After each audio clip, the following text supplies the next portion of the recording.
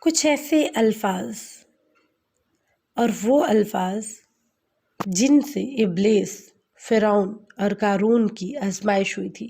انا، لی، عندی، میں، میرا، میرے نزدیک سے بچنا چاہیے، کیونکہ انہی سے ابلیس، فرعون اور قارون کی آزمائش ہوئی تھی۔ ابلیس نے کہا تھا میں اس آدم علیہ السلام سے بہتر ہوں، سورہ اعراف میں بتایا گیا۔ فرعون نے کہا تھا مصر کا ملک میرا ہے، الزخرف میں بتایا گیا۔ قارون نے کہا تھا مجھے یہ مال میرے علم کی بنا پر دیا گیا، سورہ قصص میں بتایا گیا۔ اور یہ سب ان متکبرانہ جملوں سے گمراہ و تباہ ہو گئے۔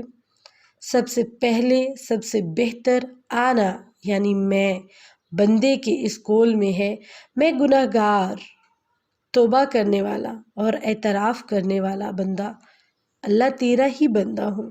اور لفظ لی یعنی گناہ و جرم اور فقر اور ذلت میرا ہے، اور ان دی جیسے لفظ اغفر لی، دعا مانگے، اے اللہ میری مغفرت کر، میری ہنسی مذاق اور سنجیدگی میں اور میرے ارادے میں، اور یہ سب نقائص میری ہی طرف سے ہیں، بخاری شریف میں آیا ہے۔